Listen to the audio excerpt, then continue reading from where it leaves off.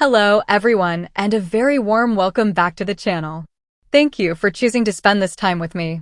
If you're new here, we are a community dedicated to looking beyond the headlines, to finding the real, human stories behind the news flashes that pop up on our screens. And today we have a story that is, well, it's a tough one. It's one of those pieces of news that gives you pause, that makes you stop scrolling and just think. It involves a family that has been in the public eye for well over a decade, the Duggars, and specifically today, one of their daughters, Joy-Anna Forsyth. Now, if you saw the thumbnail or the title, you've probably already got an idea. New sad news. Joy-Anna Duggar shares heartbreaking news. Those are powerful, emotionally charged words. And I want to be very clear with you, right from the start.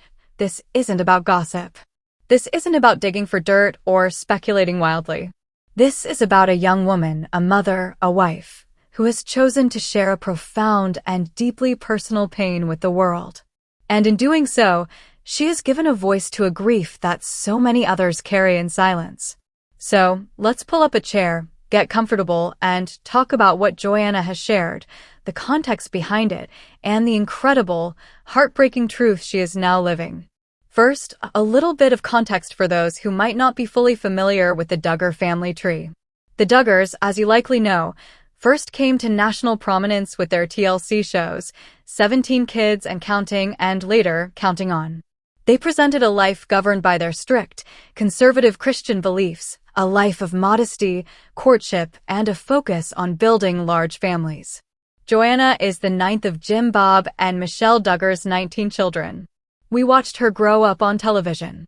From a little girl playing with her countless siblings in that massive house in Taneytown, Arkansas, to a bright-eyed teenager with a tomboyish charm who loved being outdoors, working with her hands, and wasn't afraid of a little hard work.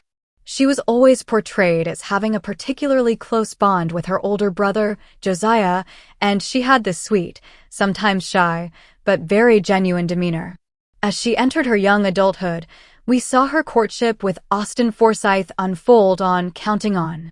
Austin was, and is, a man cut from a similar cloth, serious, hardworking, grounded in his faith, and involved in property flipping and renovation.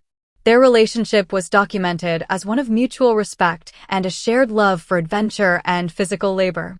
It wasn't the flashiest of the Duggar courtships, but it seemed solid, built on a real friendship. They married in May 2017, and in the Duggar trajectory, the next expected step was, of course, children. Their first child, a son named Gideon, was born in February 2018. His birth was documented, and by all accounts, it was a joyful, if somewhat dramatic, event. Joy-Anna was young, healthy, and full of the anticipation that comes with a first child. But it was during her second pregnancy that the first public crack in the picture-perfect narrative appeared. In the summer of 2019, Joy-Anna and Austin shared devastating news. At a routine 20-week anatomy scan, they discovered that their baby, a daughter they had already named Annabelle Elise, had no detectable heartbeat. Joy-Anna was, right then and there, carrying a child who had already passed away. She had to go through the full labor and delivery process, knowing the outcome. Can you even begin to imagine the emotional whiplash? The sheer, gut-wrenching agony of that? To prepare for a birth, which is supposed to be a celebration, and instead be facing a profound loss. She and Austin were incredibly brave in their vulnerability. They shared photos of themselves holding their tiny, beautiful daughter. They shared their grief, their tears, their faith being tested. It was a moment that resonated with thousands of families who had experienced similar losses. It showed a raw, unfiltered pain that was a stark contrast to the often curated reality TV world. In the years that followed, Joy-Anna and Austin welcomed two more healthy children, another son, Gunnar, and a daughter, Evelyn. Their family seemed to be growing, the pain of Annabelle's loss perhaps softening into a bittersweet memory, a part of their family's story, but not the whole story. Joy-Anna's social media became a mix of family photos, her and Austin's renovation projects, and her outdoor adventures. She seemed to be thriving as a mother of 3 living children. But then, just a few days ago, she shared a video. a simple, raw, unedited video on her YouTube channel and Instagram. And in it, she revealed a truth that she has been carrying for months. This is the new sad news that is breaking hearts across the internet. Joy-Anna is pregnant. She and Austin are expecting their 5th child. But this pregnancy is shadowed by the same fear, the same tragic history. Because, just like with Annabelle, they have received a devastating diagnosis. At their 20-week anatomy scan, they were told that this new baby, this little life growing inside her, has a condition that is not compatible with life. Those were the exact words the doctors used. Not compatible with life. Let me just sit with that for a second. Not compatible with life. As a parent, as a human being, can you think of any more terrifying, more soul-crushing combination of words to hear about your child? It's a clinical, cold phrase for a hot, searing, unimaginable pain. In her video, Joy-Anna, with Austin by her side, explained that their baby has a condition called thanatophoric dysplasia. It's a severe skeletal disorder. Essentially, it's a lethal form of dwarfism. She explained that the baby's limbs are measuring very short, the chest is very small, and the lungs are unable to develop properly to sustain life outside the womb. She was incredibly articulate, calm, and heartbreakingly strong as she explained this. There were tears, yes. But there was also a profound sense of acceptance of the reality they are facing. She wasn't screaming at the heavens, at least not in that moment on camera. She was stating the facts of her nightmare with a clarity that was almost jarring. And this is the core of her truth that she is sharing. The truth is that she is carrying a child she knows she will almost certainly have to bury. The truth is that she is walking through every single day of this pregnancy, feeling this baby kick and move, all while knowing that the outcome will be heartbreak.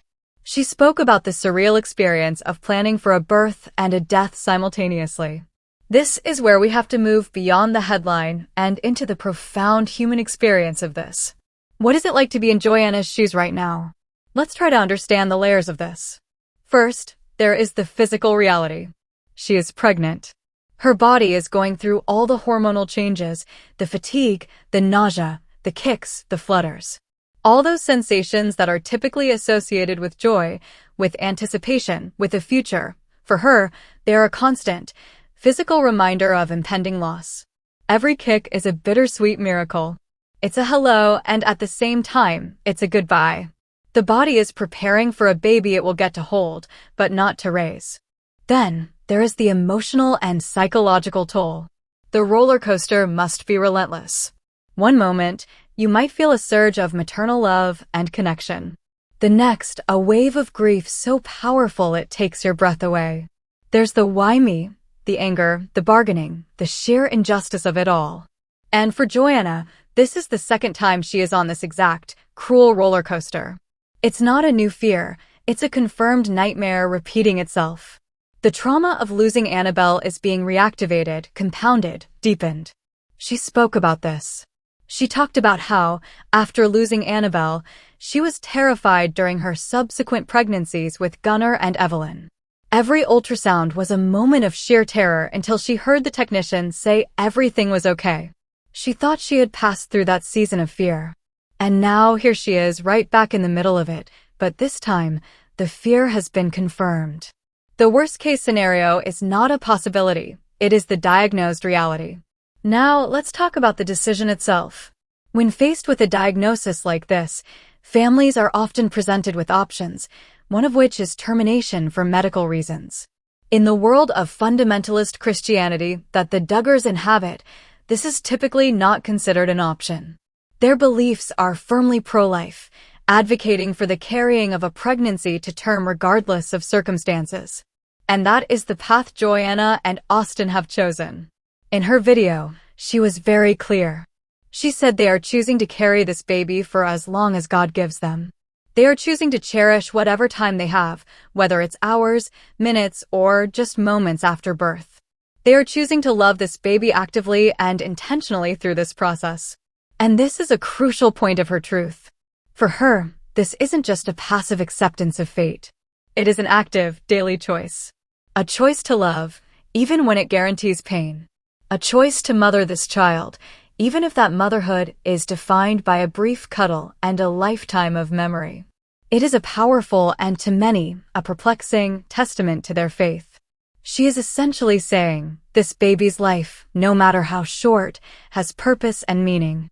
And my role as its mother is to honor that life for every single second it exists.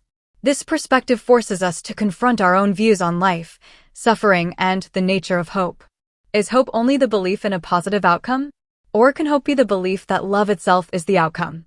That the act of loving fully, even in the face of certain loss, is a victory in itself? These are the deep, philosophical, and deeply personal questions that Joy-Anna's situation raises. Let's also consider Austin in all of this. He is often portrayed as the strong, silent type. But in the video, his pain was palpable.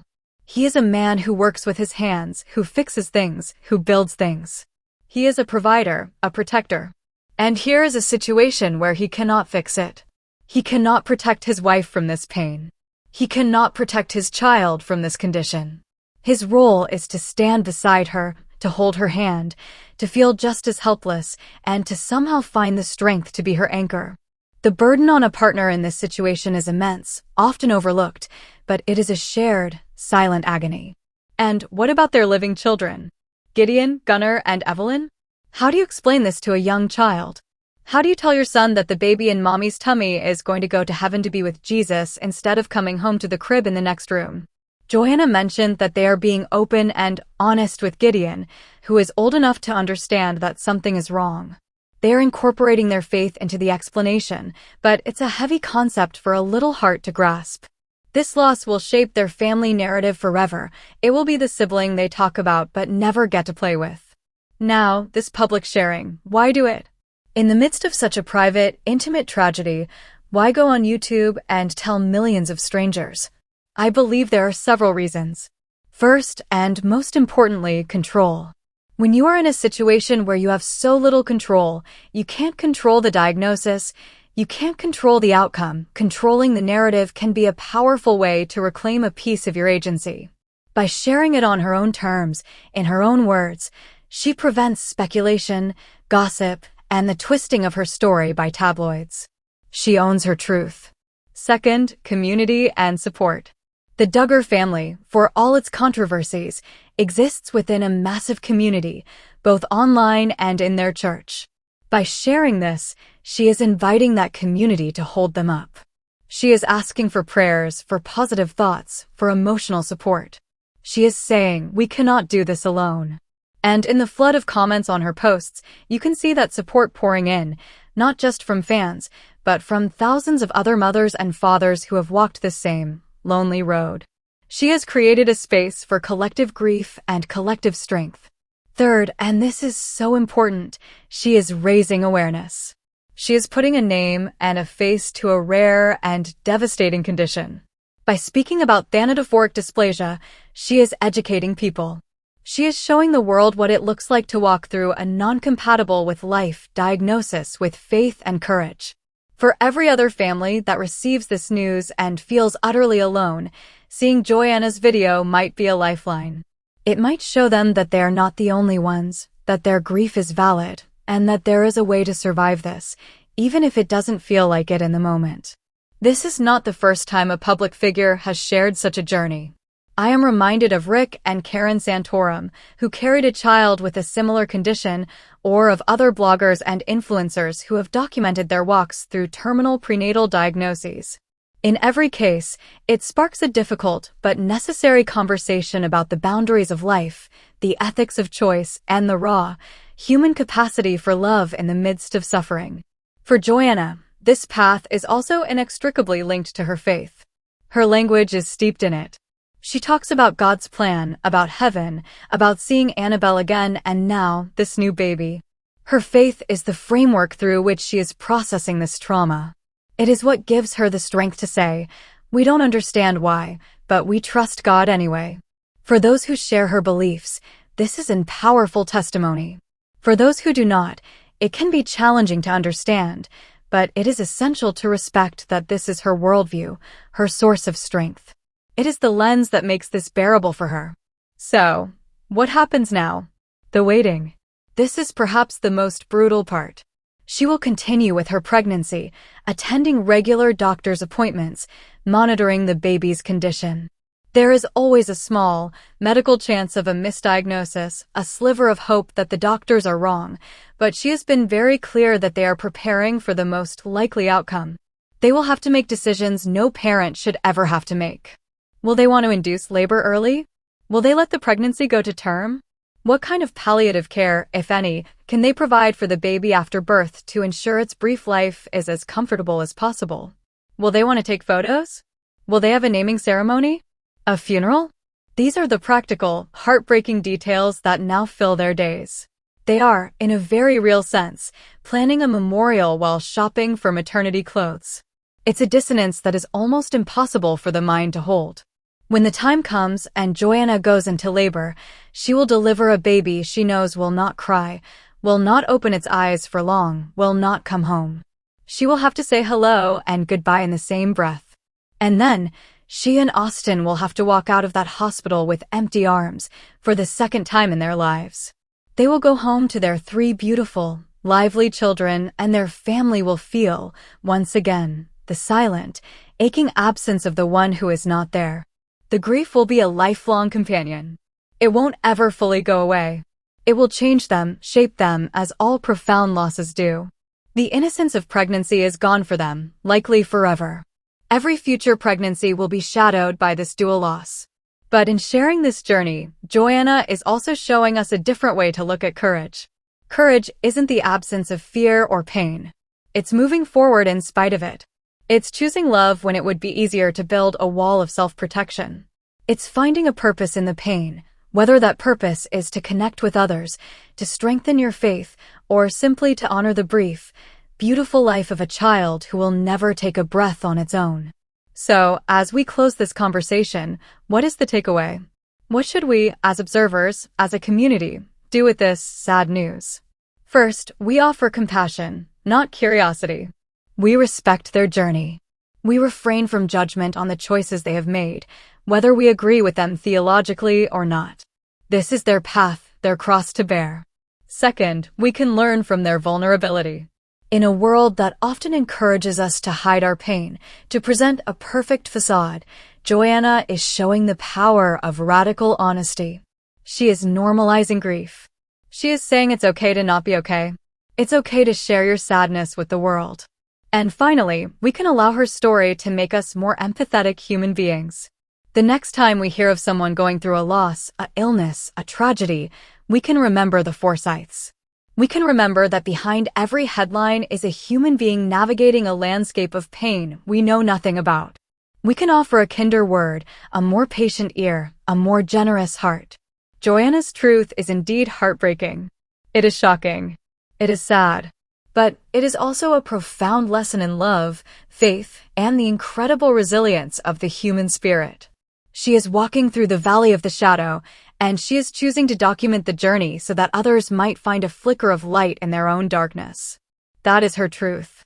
And it is a truth that deserves to be heard with respect, with empathy, and with a shared sense of our common humanity. Thank you, Joy-Anna and Austin, for your bravery. And thank you, everyone, for watching. Please keep this family in your thoughts. Be kind to one another. Hug your loved ones a little tighter tonight. And as always, thank you for being a part of this community.